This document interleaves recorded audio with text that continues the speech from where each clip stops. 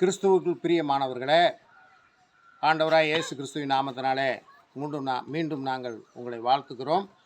இந்த நாளிலும் 1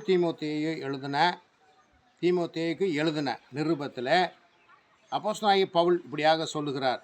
4ஆம் அதிகாரத்தில், ஆகிலும் ஆவியானவர் வெளிப்படையாய் சொல்லுகிறபடி பிற்காலங்களிலே மனச்சாட்சியிலே சூடுண்ட பொய்யருடைய மாயத்திலே சிலர் வஞ்சிக்கிற ஆவிகளுக்கும் பிசாசுகளின் உபதேசத்துக்கும் செவி கொடுத்து விசுவாசத்தை விட்டு விலகி போவார்கள்.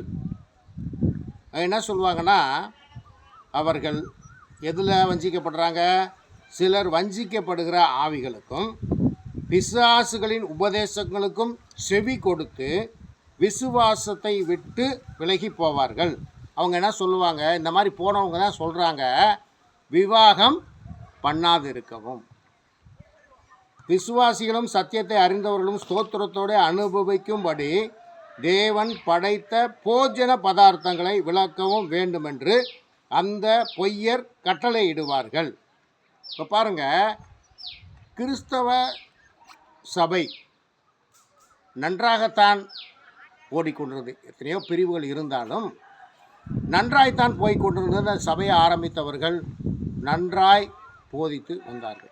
இடையிலே பாருங்கள், பிசாசானவன் அவர்களுக்குள்ளே புகுந்து வஞ்சிக்கிற ஆவிகளுக்கும் பிசாசுகளின் உபதேசங்களுக்கும் செவி கொடுத்து விசுவாசத்தை விட்டு விலகி போனார்கள்.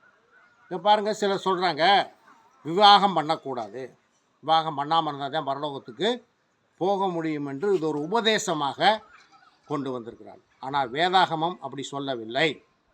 வேதாகமம் சொல்லுகிறது விவாகமஞ்சம் பரிசுத்தமாக இருக்கிறது என்று சொல்லுகிறது.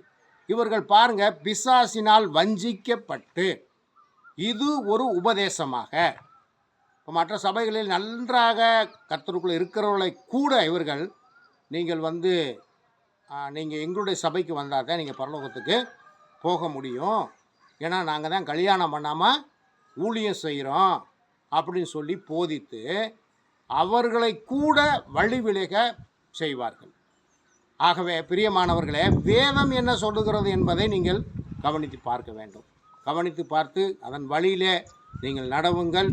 பிசாசுக்கு எப்பொழுதும் செவி கொடாதிருங்கள். வஞ்சிக்கப்படுவதற்கு இடம் கொடாமருங்கள். பிசாசு உள்ளே வந்து அநேகரை இந்த நாட்களிலே வஞ்சித்து சபையையும் சபை மக்களையும் கெடுக்க வேண்டும். அவர்கள் தேவனுடைய ராஜ்யத்தை சுதந்திரித்து கொள்ளக்கூடாது என்பதுதான் பிசாசுடைய திட்டம்.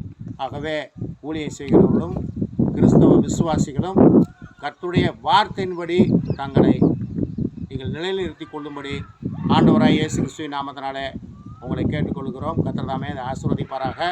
ஆமென்.